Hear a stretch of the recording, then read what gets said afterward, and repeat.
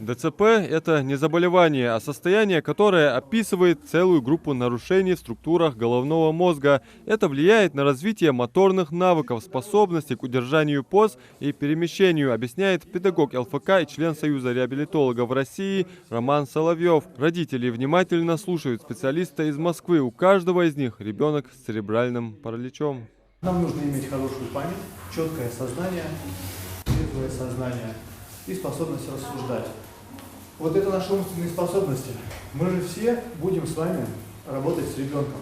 Моторные нарушения чаще всего выражаются патологической активностью, нарушением чувствительности, восприятия, а также коммуникации. Большинство форм ДЦП сопровождается избыточным тонусом мышц, что мешает нормальному движению конечностей. Роман Соловьев призывает родителей внедрять в жизнь детей активное времяпрепровождение для развития физических качеств посредством внедрения игр или сценария сказок в физтерапию. По большей части я использую инструменты физической культуры, физической терапии. И принцип направлен на то, что никакой медицинской деятельности, лечебной деятельности я не оказываю, а наоборот тренирую ребенка. Тренировка определенных навыков, тренировка физических качеств, такие как мышечная сила, выносливость, ловкость, координация, работа на равновесие. Все это дает результаты. Педагог ЛФК приехал в Ингушетию вместе с супругой Натальей. Специалисты в своей методике зачастую опираются на собственный опыт. Они тоже родители у ребенка ДЦП.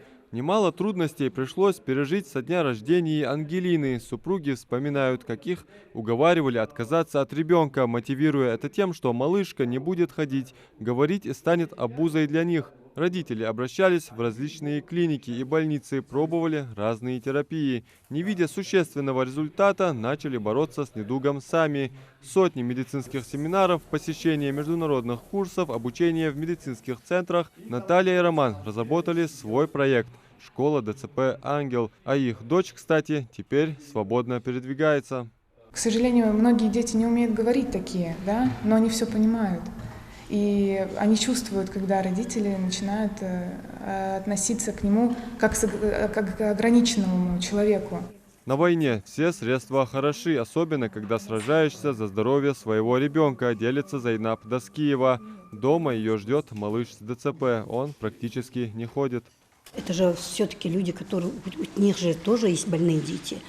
Очень, это вообще, мы рады, что они даже приезжают, потому что мы понемножку берем что-то и помогаем своим же детям. Это очень хорошо. Вы выезжали, да? Да, да, постоянно, даже год 3-4 раза. И вот эта дорога настолько угнетает и ребенка, и нас. А так мы слушаем то, что они говорят, и делаем, и это очень хорошая динамика. Во-первых, во многих меньше траты, больше времени с нашими же детьми мы остаемся, и, естественно, в своем обитании в доме. Семинар организован благотворительным фондом «Клуб добрых людей», на базе которого открыт реабилитационный центр «Чайка» для детей с особенностями развития. Здесь часто проводят курсы реабилитации с иногородними специалистами. Для родителей это хорошая возможность. Нет необходимости выезжать за пределы региона. Все это забирает немало сил и средств и неблагоприятно сказывается на состоянии детей.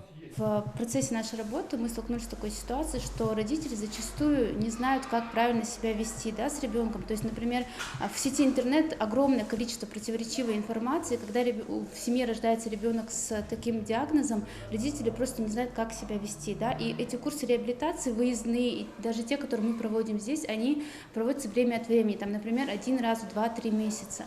Этого недостаточно для того, чтобы улучшить состояние здоровья ребенка. Поэтому мы приняли решение, что нужно не только помогать с организацией реабилитации ребенка, но и повышать уровень грамотности родителей для того, чтобы реабилитация носила постоянный характер.